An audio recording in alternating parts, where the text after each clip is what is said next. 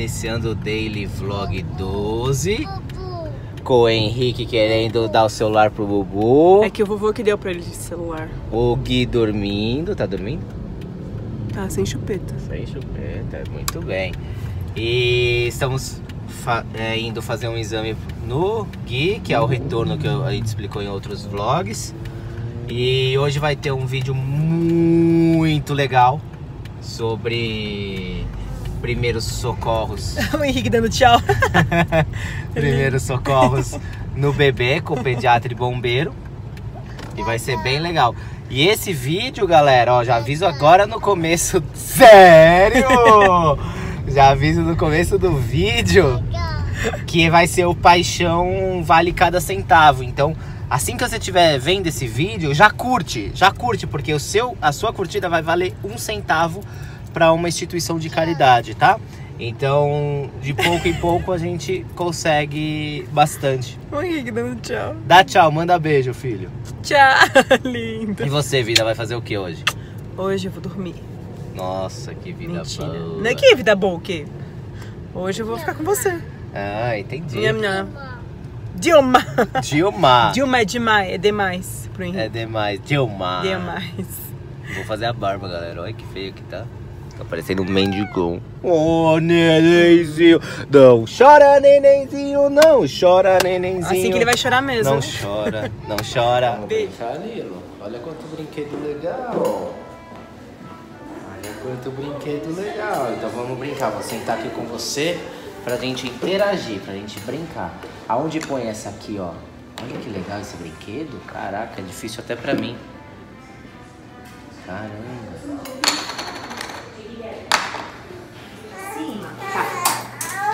Oh, bebezinho. Não é você? Se safou, hein, meu? Vamos ver lá. Tá tudo bem. Foi um exame de rotina. E o quadril dele tá tudo ok. Não vai precisar de nada. Tá maduro. Então tá tudo certo. E quem derruba a chupeta? Não pode pôr, tem que lavar. Nós temos uns lencinhos que esterilizam, é bem legal. Não vendem aqui no Brasil, mas a gente tem. Não pode pegar pé do chão, tá bom? Vai aprendendo. Quer ir aí fora?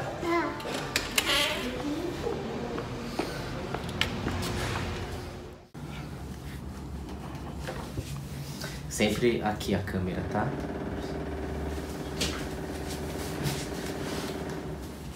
Olá pessoal, continuando o vídeo de hoje, nós vamos conversar um pouquinho aqui com o Gerson, que ele é bombeiro, e com a doutora Juliana, que é pediatra, e vocês já conhecem de outros vídeos, tá? Gerson, há quanto tempo você é bombeiro? Bom, eu sou bombeiro civil há 6 anos e trabalho na área, e hoje a gente estamos aqui para demonstrar algumas técnicas com criança. Legal. E a doutora Ju, que vocês já conhecem em todos os vídeos, pediatra, especialista em oncologia infantil. Bom, eu vou falar algumas coisas, algumas ideias sobre cuidados, emergências infantis em bebê e crianças, tá? E aí os dois vão me auxiliar nos aprendizados, nas técnicas, nos conceitos, tá? Então, a criança machucou. A primeira coisa que, na minha opinião, precisa ser feita é ligar pro 192 e 193, tá certo? Isso. É a primeira coisa. Exatamente. Então, aconteceu, pega o telefone e liga. E aí nós vamos entrar em alguns temas, tá? Para não ficar um texto muito abrangente, nós vamos entrar em temas específicos de situações que acontecem com as crianças, tá? Então o primeiro é o engasgo e o sufocamento. Doutora. Vamos lá. Então assim, primeira coisa, para evitar a criança de engasgar em casa. Então, sempre na hora da alimentação, principalmente, a criança tem que estar bem sentada, bem monitorada, realmente reparar se está com as medidas certas e evitar dar alimentos na mão dela que desprendam pedaços muito grandes, que possam causar engasgamento. Além também de outras coisas, como brinquedos que soltam pecinhas geralmente pequenas, que a criança pode engolir, pode ter esse risco. Moedas é muito comum também. Então, tudo isso tomar bastante cuidado. Criança engasgou em casa, então o que a gente vai fazer? A primeira coisa é reparar como, às vezes a criança mesmo consegue, com um reflexo, consegue expelir. E se não conseguir expelir? A gente vai aqui demonstrar, tem o boneco pra gente demonstrar como seria o método que a gente tem que fazer nesse momento de engasgamento da criança, se ela asfixiou, né? Realmente às vezes ficou roxinha, né? Que é o lábio roxo, faltou o ar. Então aí a gente tem as medidas para fazer. Tá. E aí tem dois tipos, né? Quando o bebê tá engasgado e consciente e inconsciente. Qual seria a diferença, assim, na prática disso? Isso. Geralmente a criança, logo quando ela engasga, ela ainda não perdeu a consciência. Então ainda tá no início do quadro e a criança pode ainda conseguir expelir aquele objeto, aquele corpo estranho. Então ela pode conseguir, com o reflexo mesmo, conseguir expelir. Não é adequado os pais, nem nenhum adulto que estiver ao lado, colocar o dedo na boca da criança para tirar nada. Porque às vezes isso pode, crianças muito pequenas, pode até colocar mais para dentro e fazer com que piore o quadro. E realmente o inconsciente é quando a criança já perdeu o ar, perdeu realmente a respiração, e aí já ficou inconsciente. A gente precisa tomar as medidas o mais rápido possível, sempre ligando primeiro para emergência e aí depois fazer as medidas que a gente vai demonstrar aqui. Certo. Quais são as medidas que, no seu ver, são importantes para tirar esse engasgo, esse sufocamento da criança? As primeiras medidas, assim. Então, tem uma técnica que a gente chama de manopla de Heimlich, que a gente faz no caso de quando a criança está engasgada, ou seja, geralmente em criança bebê, a gente chama de, quando ele está se engasgado geralmente por leite, a gente usa uma técnica que você, primeira coisa, tem que manter a calma, né? Ligar para o serviço especializado, que é o 92 do SAMU, o 93 o Corpo de Bombeiro, e muitas das vezes pelo próprio telefone, o atendente que está lá na hora, ele pode passar o procedimento que a gente vai estar demonstrando aqui agora. Primeira coisa, como a doutora falou, a pele ela fica com aspecto cianótico, ou seja, roxo ou azulado, né? Os labinhos também. Então você vai fazer uma técnica, você vai pegar a criança com a sua mão, você vai colocar entre os seus antebraços. Aqui você vai fazer um aspecto de V, importante que fique liberado o nariz e a boca do bebê. Aqui você vai estar posicionando a perninha dela junto ao teu braço com o seu corpo, porque conforme você posicionar ela aqui, evita dela cair. Aí a gente faz um procedimento que a gente chama de tapotagem. Você vai fazer uma coxinha com a mão e você vai, como eu estou sentado aqui, você também já facilita muito para quem está sentado, porque já ajuda. E é importante que a cabeça da criança esteja mais baixa que o corpo. E aqui vai feita as tapotagens, que no caso são as 5 tapinhas nas costas. E é importante que esses tapinhos eles sejam batidos para frente, porque se você bater direto, você pode estar machucando as costinhas do bebê. Legal. Então você vai fazer 5 tapotagens. 1, 2, 3, 4, 5. Muitas das vezes, quando é leite materno, só de você fazer esse procedimento, a criança já acaba expelindo o líquido e já recupera. Aí, caso ela não desengasgue, tem um outro procedimento. Você vai utilizar o seu outro braço, você vai apoiar a cabeça com a nuca do bebê, você vai estar voltando ela para o outro braço. Aqui a perna, o mesmo processo do outro lado, e você vai estar fazendo as compressões, que no caso de bebê a gente utiliza os 2 dedos. Mesma coisa, são 5. 1, 2, 3, 4, 5. Terminou, você sempre verifica se você consegue ver, no caso de alimento ou alguma peça de brinquedo, se a criança, se você tiver conseguindo ver, você tenta retirar com o dedo midinho. E essa técnica é feita um total de 5 ciclos. Caso não deu 5 ciclos e a criança não desengasga, você continue, ou então você só para quando chegar o serviço especializado. Tá. E se deu 5 ciclos e não aconteceu nada e também não chegou, porque a gente está no Brasil, às vezes demora pra caramba pra chegar o bombeiro até que não, mas a ambulância, tudo demora mais ainda. Isso, aí também tem uma técnica que a gente utiliza, conforme se a criança apagar totalmente, não perder a consciência. Aí você precisa estar numa superfície rígida E você vai estar colocando a criança, tentar fazer estímulos, chamando pelo nome, ou bebê. Se ela não tiver nenhuma reação, aí a gente vai fazer o procedimento de animação cardiopulmonar, que são as compressões torácicas. Se você tiver em 2 pessoas, é melhor ainda. E uma também dá para fazer, mas eu prefiro que faça em 2, mas se não tiver, a gente vai fazer com uma pessoa e vamos fazer com 2, para ficar um negócio bem legal. Com uma pessoa, a gente faz o seguinte, é preciso que você faça o quê? Uma insufação, a gente fala que você cubra a boca e nariz do bebê, com a sua própria boca você vai vedar e você vai fazer 2 ventilações. Fazendo 2 ventilações, aí você pode checar o pulso, que a gente chama de pulso braquial, que ele fica nessa região aqui do bebê. Você vai checar, não tem pulso, aí você vai fazer as compressões. Na linha, você vai fazer uma linha imaginária aqui dos mamilos dele, aí você vai vir um pouquinho abaixo, vai posicionar os 3 dedos aqui. Esse dedo indicador, ele vai ser a base. Ele está posicionado abaixo da linha, você tira e pode fazer com um anelar e um médio. Aí você vai fazer, como você já fez 2 ventilações, você vai fazer 15 compressões. Isso com o socorrista. Aí você vai contar 1, 2, 3, 4, 5, 6, 7, 8, 9, 10, 11, 12, 13, 14, 15. Aí assim você vai fazer 15 e 2 ventilações. 15 e 2 ventilações. No caso com dois socorristas, aí já fica mais fácil, porque um só vai ficar ventilando e o que for fazer as compressões, em vez de fazer 15, ele vai estar fazendo 30. Isso ou aquele mesmo procedimento da manopla de desengaso, é sempre 5 ciclos. Certo. E sempre verificando o pulso braquial. Pulso braquial. Isso, exatamente, perfeito. Tá tudo certinho?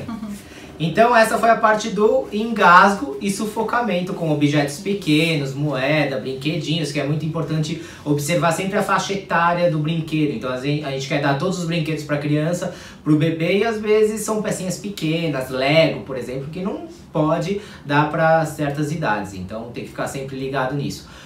Aqui em casa, ultimamente eu tenho pegado muito no pé da Babi e de todo mundo para não darmos objetos nossos pro Henrique, tá? Porque ele tinha mania de brincar com nossas panelas, com nossos objetos, com nossas colheres. Então me deu um start, eu falei, amor, vamos mudar, vamos começar a fazer com que ele brinque com as coisas dele só.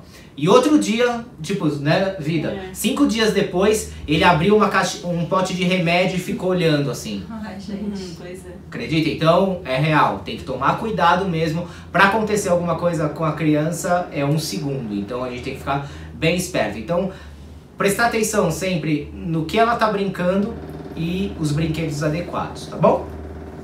Vamos conversar um pouquinho sobre afogamento. Aquelas crianças, bebês que vão viajar, agora são férias mesmo. Aqui em São Paulo é uma temperatura mais amena, mas tem lugar que não existe inverno, né? Então, e tem piscina aquecida, enfim. São férias escolares, então há uma maior incidência de crianças na piscina. Então, temos que falar sobre isso. Afogamento, os cuidados, como que acontece, doutora? Então, muito cuidado, geralmente nessa fase de férias escolares, as crianças sempre viajam e acabam indo brincar um pouco longe dos pais, às vezes. Às vezes vão crianças um pouco maiores, vão sozinhas, os pais acham que já tem uma certa autonomia, mas não. Todas as idades têm risco de afogamento. Todas, mesmo se a criança fizer cursos de natação, independente disso, tem risco. Então, piscina sempre monitorada com os pais, ou região próxima da piscina também sempre monitorada. Cuidado também, todas as piscinas, às vezes em casa, viagens que vão, de preferência com áreas de proteção ao redor, para a criança não conseguir abrir sozinha também. No caso da criança cair e se afogar, realmente não conseguir, essa medida tem que ser já logo identificada para poder ressuscitação. Geralmente a manobra de ressuscitação, a gente até citou aqui, é a mesma que faria. É a mesma feita, como a gente já falou, do sufocamento e engasgo. Mas tem que ficar muito atento em relação às piscinas. Cuidado aí com as crianças. Certo. Mesmo banheira, bebês muito pequenos, às vezes em banheira, mesmo que a água esteja pouca, pode acontecer também afogamento. Eu sei que tem uma diferença para vocês entre o resgate e o atendimento em terra. Qual que é a diferença? Qual que é a conduta dos bombeiros em relação à hora do resgate e o atendimento em terra?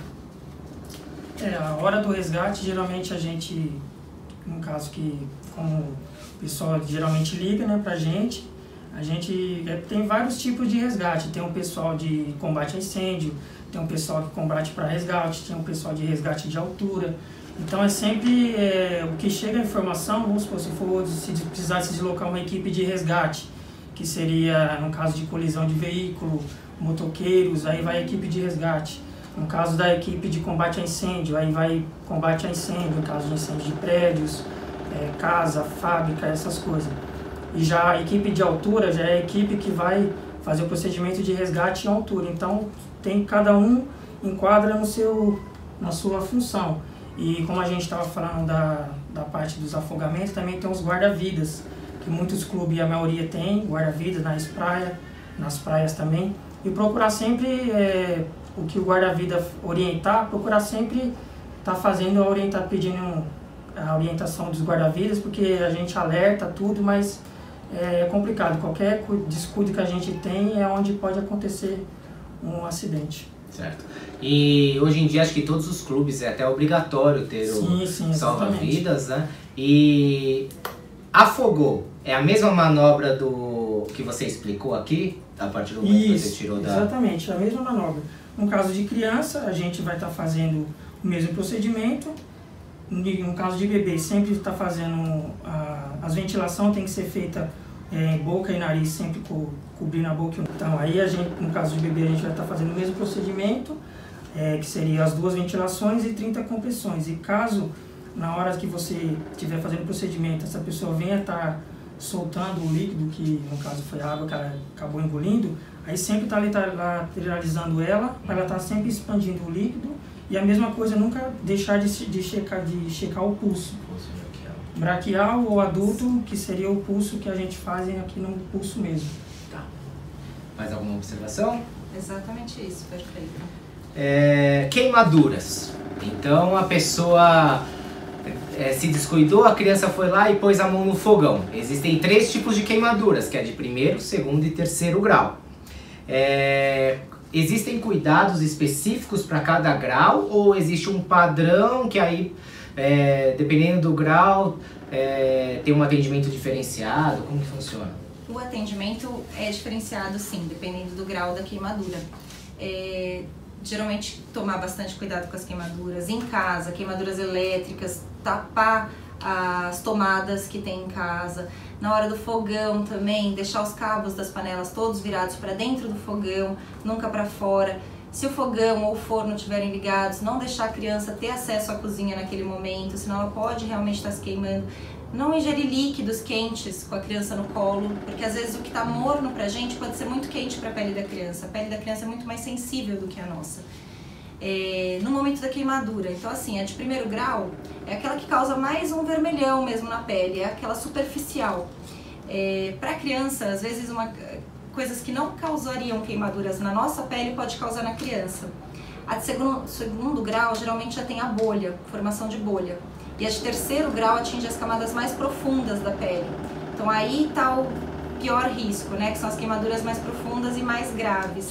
Tem que tomar muito cuidado com queimaduras em crianças, porque nós quando nos queimamos é muito diferente a quantidade de grau de pele que a gente queima. E da criança, geralmente o corpinho, poucas áreas que queima, aquilo já é muito para uma criança. E a quantidade de hidratação, tudo, tem que ser muito maior para uma criança.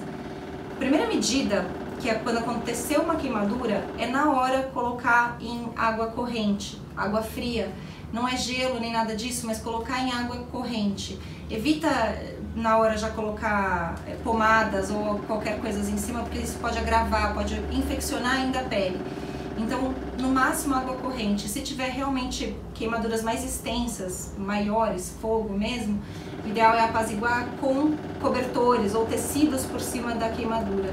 Essa seria a primeira medida. E aí, claro, sempre chamar o serviço de emergência e levar para um hospital para a gente poder hidratar essa criança e tomar demais cuidados. Então, pessoal, vamos tirar da cabeça 200 anos de palpites de avós, bisavós, tataravós, água corrente se queimar, tá bom? Nada de pasta de dente, não. todas essas coisas que nenhum. falam. Água corrente e siga as recomendações da doutora e agora do Gerson. Vocês recebem normalmente pedidos de resgate contra queimaduras em crianças? Assim, quais são as primeiras medidas que vocês tomam? Sim, geralmente como a doutora falou mesmo, a gente recebe o chamado e chegando ao local o procedimento é feito no caso de primeiro grau, que é a mais simples. Todas na verdade são água corrente e hospital. E nos casos mais graves, que às vezes queima junto com as vestes, que são as roupas, nunca tentar tirar o tecido que já está nessa pele, nada. Sempre, a gente vai agir dessa forma, a gente vai chegar, dar o primeiro atendimento e levar até o hospital para estar tomando as medidas que os médicos vão estar avaliando para ser feitas. Certo. E no caso de incêndio, como que funciona a criança ou o bebê que teve uma intoxicação por conta da fumaça? Quais são as medidas que vocês tomam contra isso? Isso, geralmente, voltando aqui com a bonequinha, a gente vai estar chegando, porque a gente chega no local, a criança esteja dentro do ambiente com a mãe, ou seja, com quem ela estiver lá. E essa criança, geralmente, por ela estar inalando essa fumaça, ela pode entrar em estado de choque, vamos dizer assim. E o procedimento que a gente faz quando a gente retira do local é sempre oxigênio mesmo, e sempre hospital. A gente faz o processo de oxigênio que já vai no resgate ou na ambulância, o que seja, e vai até o hospital para estar sendo avaliada pelos médicos. Isso. Mais alguma observação em relação a isso? Não, é isso. A fumaça tem tanto risco quanto a queimadura, realmente. Porque a fumaça, ela não dá aquele sinal logo de cara, parece que não tem nada não tá nada visível na pele como uma queimadura extensa, mas a fumaça ela pode dar depois, mais tarde, horas depois, pode até fechar a glote da criança, então é um grande risco. Então todas as crianças que inalaram a fumaça precisam ficar no mínimo de observação no hospital. E aí o oxigênio, todo o suporte logo após, se necessário. Qual que é o pior tipo de fumaça? Boa pergunta. Na verdade, todas fazem mal, mas as de borracha, que é aquela fumaça preta, ela é muito tóxica, né? É a pior. Naquele acidente da Kiss lá, naquela balada em Santa Catarina. Não é Santa Catarina não. No Rio Grande do Sul, né? Em Santa Maria. É mais em Santa Maria. O material que servia como acústica da casa noturna era uma substância extremamente tóxica, né? Então, falaram que essa substância que matou a grande maioria das pessoas. Que se fosse madeira, assim, talvez teriam mais alguns segundos para as pessoas fugirem sem desmaiar. Porque falaram que a maioria das pessoas caíram no chão e aí começaram a se amontoar porque não tinham saída e começaram a desmaiar por causa da intoxicação, né? Exatamente. Vamos lá. Cortes. Vamos conversar sobre cortes que, acontece comigo o tempo inteiro, com a Babi, com todo mundo, com o meu sogro, então ele se corta todo dia. Todo dia ele corta o dedo, né, amor? É incrível. Mas, agora nas crianças e nos bebês.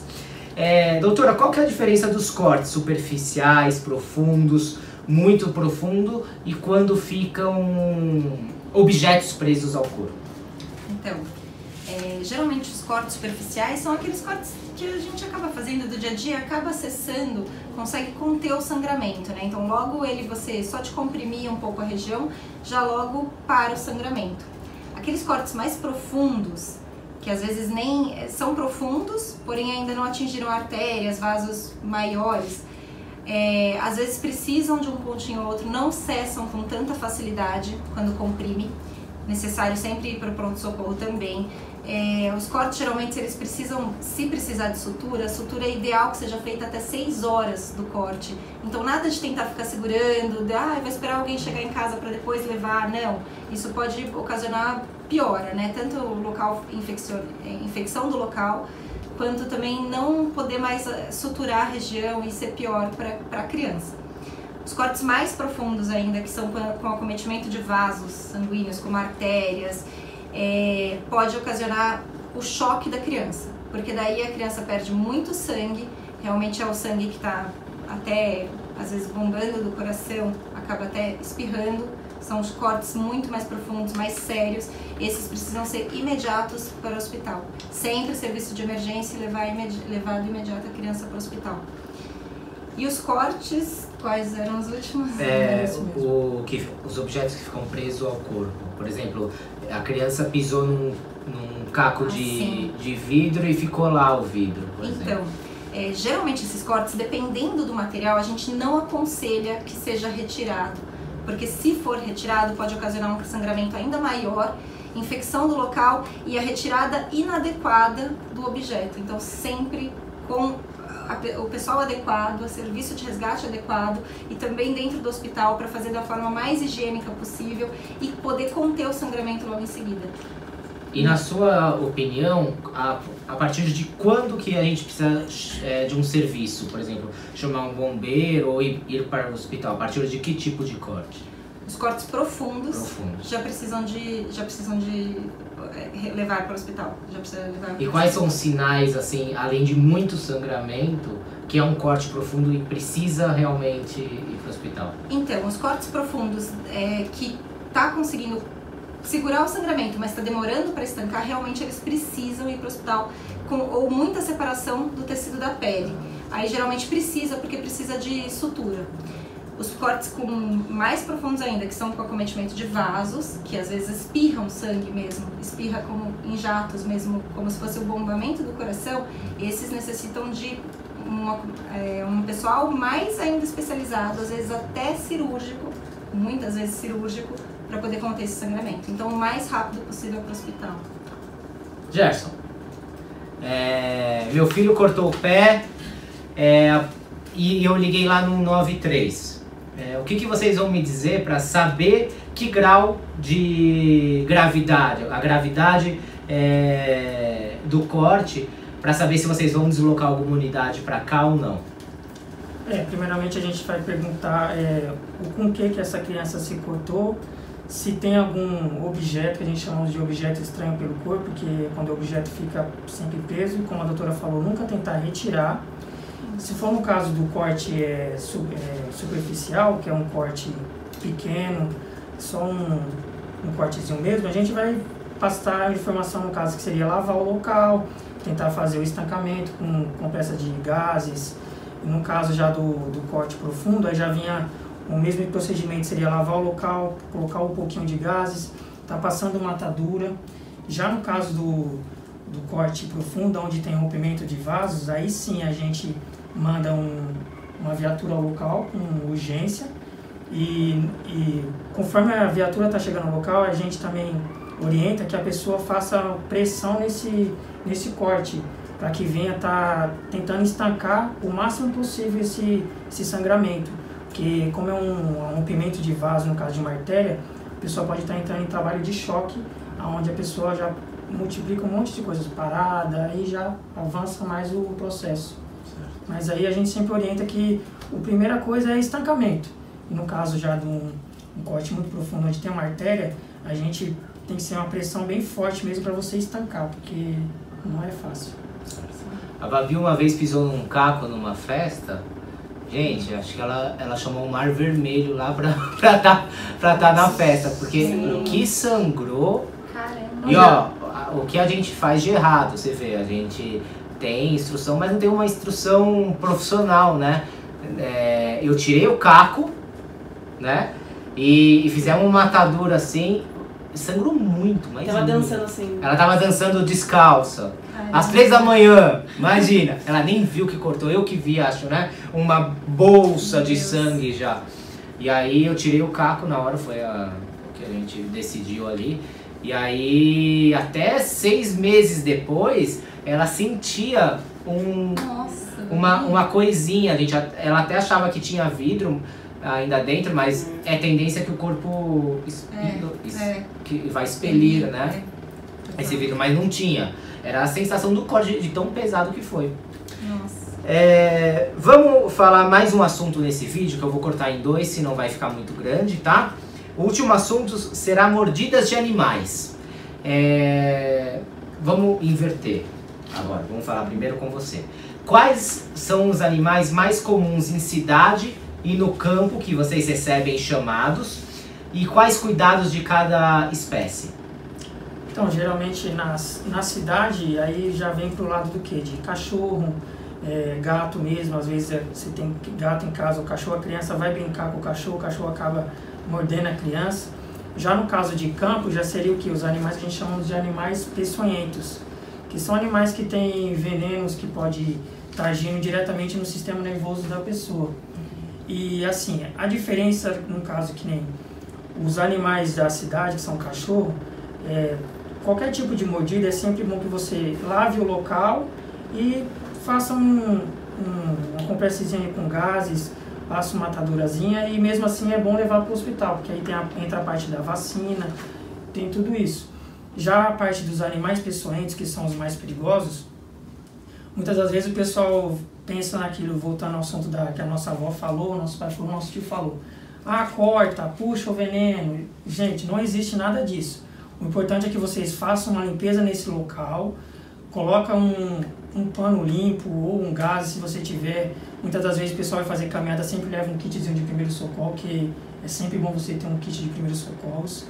E tá sempre fazendo esse estancamento e nunca evitar de passar qualquer tipo de pomada, não. Sempre fazer isso, porque aí você vai para um hospital, eles vão estar vendo e tentar sempre identificar o animal que foi, seja lá uma cobra, um escorpião, porque assim eles vão estar vendo o soro adequado para estar aplicando nessa pessoa, para estar combatendo esse veneno que foi expelido no corpo dela, que se caso entre no sistema nervoso ou não, depende do tipo de veneno, aí eles vão estar vendo sempre o soro ideal para estar aplicando, para poder estar controlando, e a pessoa vai ficar um tempo também de observação, mas se tiver o soro certo, pois conseguir identificar o animal certo, essa pessoa provavelmente, com certeza, ficará bem. Certo. Em áreas periféricas que não tem tratamento de esgoto, com um acometimento de problemas sociais e tudo mais, eu sempre leio que há uma maior incidência de escorpião. Isso. Hoje em dia, em 2018, qual o perigo do escorpião que apareça? Eu já vi uma reportagem, por exemplo, que uma mulher tinha coleção de escorpião. E as crianças, acho que eram 2 ou 3 crianças, brincavam até de achar o escorpião no fundo do quintal da casa, que era um matagal. Então, e do lado do matagal tinha um córrego, passava um córrego ali. Como que tá hoje em dia isso? Em relação a pedidos de bombeiro, de emergências e tudo mais. Porque na verdade o próprio cidadão também não ajuda, né? Porque é muito entulho, lixo, então isso atrai bastantes animais, principalmente o escorpião. Ele gosta sempre daquele local que tenha bastante entulho, cacos de telha, madeiras. Então isso vai atraindo muitos animais, então fica difícil. Então a gente continua recebendo chamadas, essas coisas, mas só que tudo depende do ser humano, senão... Picada de vespa e abelha. Você já recebeu, já aconteceu alguma coisa assim? Eu, uma vez, quando eu era pequeno, eu recebi uma picada de vespa no meu antigo sítio, aqui no meu olho, tá a marca até hoje, ó. Nossa. Se eu chegar perto, ó. Caramba, Gui. Tá vendo? Aqui, eu fiquei 2 semanas cego. Verdade. Nossa. Como que é aquela criança que vai lá, não sabe o que é um vespeiro, que é uma colmeia, bate e aí a mãe liga no bombeiro? Então, aí a gente indica também a mesma coisa, você vai tentar limpar o local e fazer no caso da abelha, que muitas das vezes ela acaba inchando.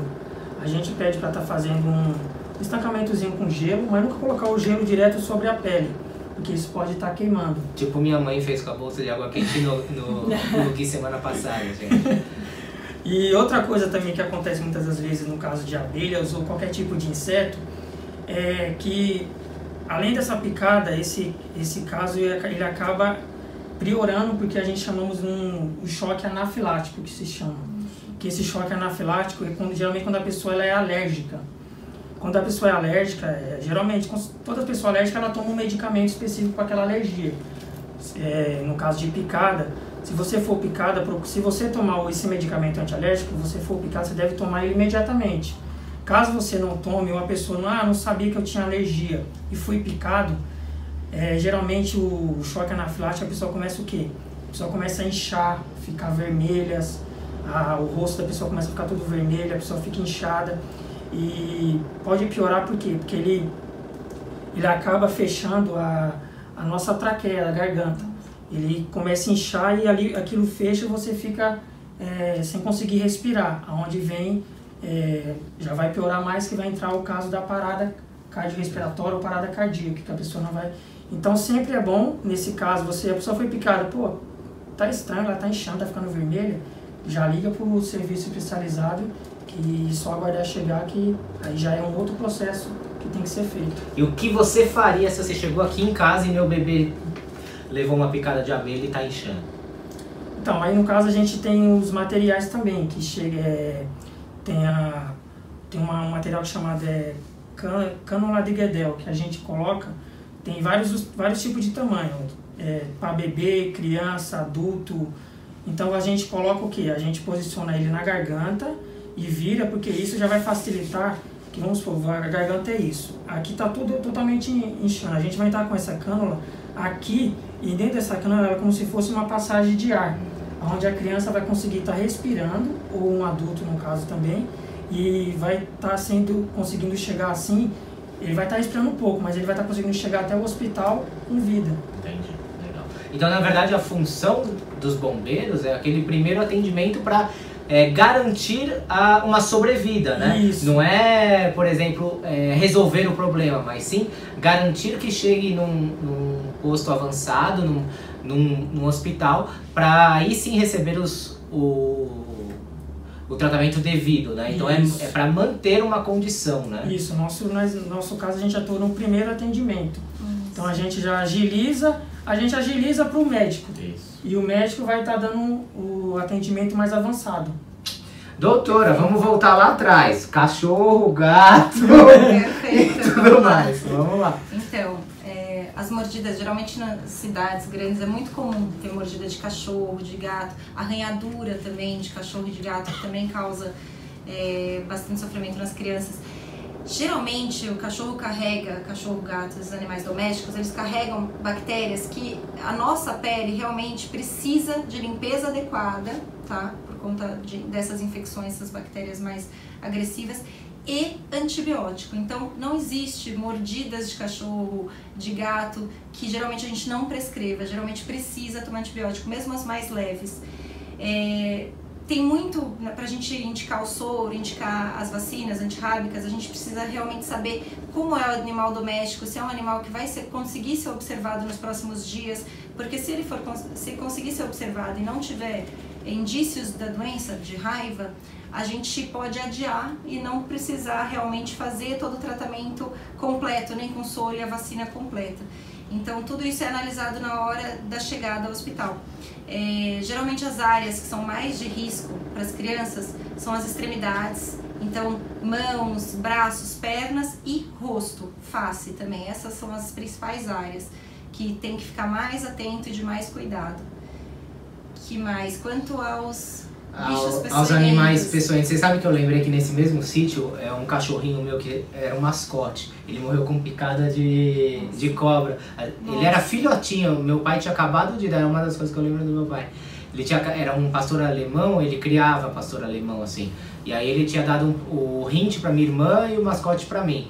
E aí um dia ele sumiu, a gente encontrou, tinha um lago assim, a gente encontrou ele com a cabeça no lago assim, foi ver a picada de cobra. Nossa, que dó. Então picada de cobra, escorpião... Sim. Geralmente picada de cobra, escorpião, aranhas também, às vezes presentes dentro de armários, enfim. Tudo isso tem que tomar muito cuidado. Às vezes os pais têm dúvida se aquela picada pode ter sido de aranha, pernilongo, às vezes não manifesta.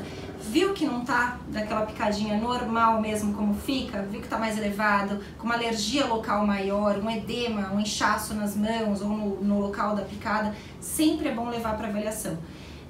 Informar para o médico, para o resgate também, se pode ter sido a possibilidade de cobra, aranha, escorpião, se observou o bicho, se conseguir até ver o bicho, conseguir informar como era, para a gente poder realmente relacionar e diferenciar qual é o tratamento e o que pode ocasionar.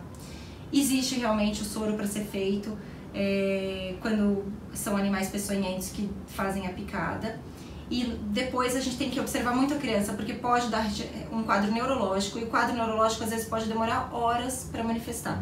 Então tem que ficar de observação, às vezes a gente interna a criança para deixar de observação, depende realmente da suspeita e da evolução do quadro, claro. E tem algum tipo de conduta de vocês? Porque, assim, a Babi, ela tem alergia a tudo, até a mim, se bobear.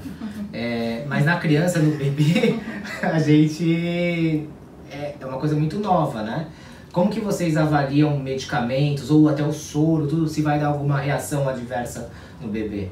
Então, geralmente esses soros não dão reação adversa. São soros que é para tirar realmente o veneno, né? A gente precisa muito bem saber se foi em relação à cobra, a escorpião, a aranha. E a gente tem um instituto que geralmente nos orienta.